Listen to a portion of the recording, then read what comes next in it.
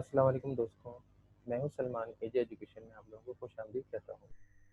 दोस्तों, आज हम पढ़ेंगे बैंक रिकन्सिलिएशन के बारे में। ये बैंक रिकन्सिलिएशन होता क्या है, इसको समझने से पहले मैं आप लोगों को एक फॉर्मेट बता दूं इसके बारे में। देखिए, बैंक रिकन्सिलिएशन ये होता है कि हम अगर किसी बैंक में अकाउंट खुलवाते हैं, हम एक कंपनी के तौर पे बिजनेस के तौर पे बैंक में अकाउंट खुलवाते हैं। उस अकाउंट को खुलवाने के बाद बैंक उसको मेंटेन करता है। उसको हम अपने पास खुद भी मेंटेन कर रहे होते हैं, यानी जो भी रिकॉर्ड हम करते हैं उसके लिए हम कैश बुक में अपने पास रिकॉर्ड कर रहे होते हैं कि बैंक में कितने पैसे आ रहे हैं और पैसे कितने जा रहे हैं। यही चीज़ आपके पास, आपका जो बैंक अकाउंट में जो बैंक खुला हुआ है, बैंक अकाउंट में जो बैंक में जो अकाउंट खुला हुआ है, उसमें बैंक ये मेंटेन कर रहा होता है कि आपका कितना पैसा आ रहा है, कितना जा रहा है। तो होता ये है कि शुरू से लेकर मंथ के शुरू से लेकर एंड तक जितनी भी एक्टिविटीज़ परफॉर्म हो रही हैं, जितनी भी ट्रांजैक्शंस हो रही हैं, उन सब का रिकॉर्ड बैंक के पास भी है और आपकी कंपनी के पास भी है। होता ये है कि कंपनी के और बैंक के रिकॉर्ड में कुछ ना कुछ फ़र्क आ जाता है। उसकी वजह ये है कि हमने अगर कोई काम लेट कर दिया और बैंक ने उसको जो है वो उसको टाइम पे रिकॉर्ड नहीं किया, या हमने टाइम पे दे दिया लेकिन बैंक ने उसको टाइम पे रिकॉर्ड नहीं किया। इसी तरह कुछ चीज़ें ऐसी होती हैं कि जिसमें हमें उसको एडजस्ट करना पड़ता है। यानी जैसे मंथ के एंड में हमने कोई डिपॉज़िट करवाया है, ये पैसे निकलवाए हैं, तो उसका रिकॉर्ड हो सकता है कि बैंक उस डेट में ना करे बल्कि अगले महीने एडजस्ट कर ले। जबकि हमने तो उसको इस महीने ही एडजस्ट करना था। तो इसीलिए बैंक रिकन्सिलिएशन एक ऐसे स्टेटमेंट को कहते हैं जिसके अंदर हम अपने रिकॉर्ड को और बैंक के रिकॉर्ड को टैली कर रहे होते हैं। अपने रिकॉर्ड को और बैंक के रिकॉर्ड को टैली कर रहे होते हैं, एडजस्ट कर रहे होते हैं। इस एडजस्टमेंट का नाम बैंक रिकन्सिलिएशन है। तो सबसे पहले ये रूल्स रेगुलेशन याद रख लें कि कैश बुक में हमने क्या-क्या चीज़ें ऐड करनी है और क्या चीज़ें लेस करनी है। ऐड कौन सी चीज़ें करनी है? ऐड कौन सी चीज़ें करनी है हमने? जो कस्टमर ने डायरेक्ट डिपॉज़िट करा दिया बैंक के अंदर, लेकिन इसका बैंक को तो पता है, लेकिन हमें इन्फॉर्मेशन नहीं है कंपनी के पास। तो लाज़मी सी बात है, मंथ के एंड में हम इसकी एडजस्टमेंट करेंगे। और एडजस्टमेंट कैसे करेंगे, हमें कैसे पता चलेगा? हमें बैंक स्टेटमेंट देख के पता चलेगा। तो हम क्या करेंगे, उसकी एडजस्टमेंट करेंगे। इसी तरह कलेक्शन ऑफ नोट रिसीवेबल है, यानी हमें कस्टमर की तरफ से रिसीविंग हो गई है, बैंक ने कर ली है, लेकिन इसकी भी इन्फॉर्मेशन हम लोग को बाद में पता चली।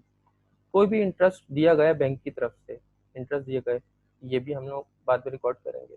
मीन्स ये सब चीज़ें हम ऐड करेंगे जब हमें इन्फॉर्मेशन मिल जाएगी बैंक की तरफ से। डिविडेंड रिसीव, किसी किस्म का प्रॉफिट मिला है जो हमने कंपनी में शेयर्स इन्वेस्ट किए हुए थे, वहाँ से वो हम रिकॉर्ड कर लेंगे। बैंक प्रॉफिट मिला है, ये प्राइस बॉन्ड मिला है, वो रिकॉर्ड कर लेंगे। क्रेडिट मेमोरेंडा, किसी भी किस्म की क्रेडिट ट्रांजेक्शन हुई है, मीन्स बैंक ने हमारे अकाउंट में पैसे ट्रांजेक्ट किए हैं। और overcast of payment side in cash book, cash book में अगर किसी किस्म की ओवरकास्ट पेमेंट हो रही है, यानी पेमेंट ज़्यादा शो हो रही है, तो हम क्या करेंगे, सॉरी, पेमेंट जो है वो ज़्यादा शो हो रही थी तो हम उसको क्या करेंगे, एडजस्ट करके ऐड करेंगे कैश बुक के अंदर। ठीक है। और इसके अलावा undercast of deposit side in cash book, cash book में अगर हम लोगों ने डिपॉजिट साइड ज़्यादा रिकॉर्ड कर ली, अंडर कास्ट मीन्स कम रिकॉर्ड किया, तो जितने का डिफरेंस आएगा वो हम लोग क्या करेंगे, ऐड कर लेंगे। पेमेंट साइड का डिफरेंस भी ऐड करेंगे और इसका भी। इसकी वजह ये है, पेमेंट साइड का इसलिए करेंगे क्योंकि पेमेंट साइड हम लोगों ने जो है वो ज़्यादा, यानी जाने वाले उसमें से कॉलम में से ज़्यादा पैसे रिकॉर्ड कर लिए थे, तो जितने का डिफरेंस आएगा वो हम कैश वहाँ से लेस कर लेंगे पेमेंट साइड से और कैश बुक के अंदर ऐड कर लेंगे इसको।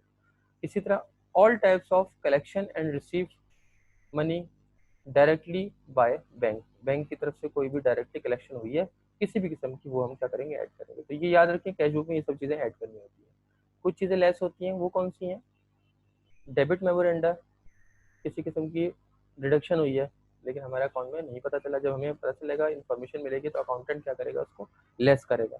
पेमेंट ऑफ नोट पे बिल है, बैंक की तरफ से पेमेंट की गई है, हमें इन्फॉर्मेशन बाद में मिली, हम उसको क्या करेंगे, टैली करके लेस करेंगे। इसी तरह इंटरेस्ट चार्ज का डिडक्ट हुआ है, इसी तरह आपके पास बैंक चार्जेस डिडक्ट हुए हैं, ये सब क्या हुआ है, डिडक्शन हो रही हैं, तो हमारे बैंक अकाउंट से डिडक्शन हुई है, इन सबको हम क्या करेंगे, लेस करते चले जाएंगे। क्लियरेंस चार्जेस हो गए, ज़कात डिडक्शन हो गई, undercast payment side in cash book हो गई, overcast deposit in side in cash book, dishonour cheque यानी एनएसएफ जिसको कहते हैं, नॉट सफिशिएंट फंड। इसमें ये होता है कि कस्टमर ने हम लोगों को चेक दिया, हमने अपने अकाउंट में जमा करा दिया, हमने अपने पास रिकॉर्ड कर लिया था कि हमारे पास पैसे आ गए हैं, ठीक है, हमने अपने पास रिकॉर्ड कर लिया कैश बुक के अंदर पैसे आ गए। जब वो चेक बैंक में गया तो चेक बैंक से वापस आ गया कि भाई ये तो डिसऑनर है, यानी इसके नॉट सफिशिएंट फंड है, जिसने आपको चेक दिया है उसके तो अकाउंट में पैसे ही नहीं है, उसने आपको 10,000 का चेक दिया लेकिन उसके अकाउंट में तो 5,000 रखे हुए हैं, यानी उसने एक तरह से फ्रॉड किया है। तो वो पैसे, वो चेक वापस आ जाता है। हमने तो अपने पास इसको रिकॉर्ड कर लिया था कि वो क्या हो गया था, आपके पास ऐड हो गया, तो अब हमें क्या करना पड़ेगा, उसको लेस करना पड़ेगा कैश बुक के अंदर से। बैंक में से लेस नहीं होगा, बल्कि ये हमारी गलती, अपने पास रिकॉर्ड कर लिया, तो हम उसको क्या करेंगे, लेस कर लेंगे। इसी तरह किसी किस्म की जो है वो डायरेक्ट पेमेंट चाहिए बैंक की तरफ से, डायरेक्ट या फिर जो है वो कोई डिडक्शन लिए कि बैंक की तरफ से, वो सब जो है वो क्या करेंगे, हम लेस करेंगे कैश बुक में से। इसके अलावा कुछ चीज़ें बैंक वाले भी गलती कर रहे होते हैं, या ये कह लें कि बैंक वाले उसको देर से रिकॉर्ड कर रहे होते हैं, तो उसकी भी बैंक वाले भी एडजस्टमेंट करेंगे। लेकिन बैंक वाले तो अपने पास एडजस्टमेंट कर लेंगे, लेकिन ये जो सारी लिखा है बैंक बुक या पासबुक, ये बैंक स्टेटमेंट की तरफ से जो ये हो रही है एडजस्टमेंट हो रही है, ये भी हम अपने पास जो कंपनी का रिकॉर्ड कर रहे हैं उसको देख के उसको टैली करते हुए कर रहे हैं। यानी जो हम लोग बैंक रिकन्सिलिएशन बनाएंगे, जिसके अंदर हम लोग कैश कॉलम बनाएंगे और बैंक कॉलम बनाएंगे। कैश कॉलम में ये सारी एडिशन और डिलीशन होंगी, और बैंक कॉलम में ये सारी एडिशन और डिलीशन होंगी, और फिर उनको क्या करेंगे, इनको जो है आपस में इनको दोनों को टैली करेंगे और ये दोनों इक्वल आएंगे। ये मैं आप लोगों को नेक्स्ट वीडियो लेक्चर में बताऊंगा, लेकिन अभी मैं आप लोग इसका फॉर्मेट समझ लीजिए। तो लेट डिपॉजिट क्या है, हमने डिपॉजिट कराया, लेट हो गया, बैंक में जमा हो, देर से हुआ, हमने अपने पास रिकॉर्ड कर लिया लेकिन बैंक में देर से जमा हुआ, तो इसलिए हम क्या करेंगे, बैंक में इसको ऐड करेंगे बैंक वाले कॉलम में। इसी तरह डिपॉजिट इन ट्रांजिट, डिपॉजिट कराया, अभी रास्ते में है, अभी प्रोसेस में है, क्लियर नहीं हुआ, ठीक है, तो ये भी क्या करेंगे, ऐड कर लेंगे। इसी तरह अनक्लियर चेक्स हैं, अनक्लियर चेक्स होते हैं, हमने चेक जमा कराया लेकिन बैंक ने अभी तक किसी वजह से चेक क्लियर नहीं किया, लेकिन हमने तो अपने पास कैश बुक में इसको रिकॉर्ड कर लिया था कि क्लियर हो गया है, तो इससे ऐसे हम क्या करेंगे, इसको भी ऐड करेंगे। और आउटस्टैंडिंग चेक या आउटस्टेशन चेक, ये भी क्या करेंगे, हम बल्कि आउटस्टैंडिंग कर दें, ये भी हम लेस करेंगे। आउटस्टैंडिंग उसी को कहते हैं जो लेट डिपॉजिट चेक होता है, किसी रीजन की वजह से लेट हो जाता है। Cheque deposit but not shown in bank statement, ये चेक हुआ कि जो कि जमा हो गया लेकिन बैंक में शो नहीं हो रहा, ये भी हम ऐड करेंगे। Any error by bank that result in decrease in bank statement, किसी किस्म का एरर आ गया बैंक स्टेटमेंट में, तो ये क्या होगा, ऐड होगा, ठीक है। अगर कम अगर जो है वो कम पेमेंट रिकॉर्ड हुई थी, तो जितने का डिफरेंस आ रहा है वो हम क्या करेंगे, ऐड कर लेंगे। इसी तरह अनरिकॉर्डेड चेक, जो चेक रिकॉर्ड नहीं किए थे बैंक ने, बैंक उसको भी ऐड कर लेगा। और ये आ जाता है, पर ये आउट स्टेशन ही होगा। और इसके बाद फिर आउटस्टैंडिंग चेक जो है वो क्या है, आउटस्टैंडिंग चेक है, हमने चेक इशू किया बैंक में, लेकिन बैंक में किसी रीजन की वजह से निकला नहीं पैसे, ठीक है। ये सारे याद रखिए, ये जो लेस कर रहे हैं हम लोग, ये सारी वो है जो पेमेंट्स बैंक से जा रही हैं लेकिन बैंक ने रिकॉर्ड नहीं की थी, ये सारी ये जो है ये कलेक्शन है, ये मीन्स के बैंक में पैसे हम जमा करवा रहे हैं, ठीक है, चेक के फॉर्म में। इधर क्या है, ये आउटस्टैंडिंग चेक, जो कि हम लोगों ने चेक देर से जो है हमने चेक दे दिया लेकिन बैंक देर कर रहा है इसको पैसे निकालने में, तो ये आउटस्टैंडिंग चेक लेस हो जाएंगे। Cheque issued paid but not shown in bank statement, cheque issue हो गया लेकिन बैंक में अभी तक शो नहीं हो रहा कि ये पैसे निकले हैं। अनप्रेजेंटेड चेक है, ये भी लेस हो जाएगा। अनप्रेजेंटेड चेक या आउटस्टैंडिंग चेक एक ही बात होती है, यानी कि हमने आउटस्टैंडिंग यानी लेट हो गया, और अनप्रेजेंटेड मीन्स कि अभी तक वो बैंक में किसी वजह से प्रेजेंट नहीं हो सकता, उनके किसी रीजन की वजह से। Any error made by bank that result in increase in bank statement, कोई भी ऐसा एरर जिसकी वजह से बैंक का हमारा जो है वो क्या हो रहा है,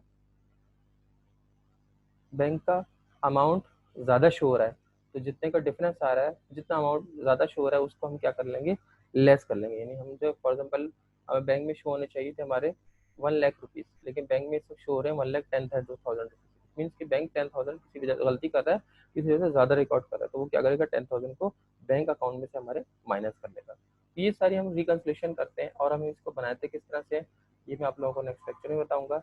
और उम्मीद है आप लोगों को ये पसंद आया होगा। तो पसंद आया तो लाइक करें, शेयर करें, और मेरे चैनल को सब्सक्राइब करें। Thank you.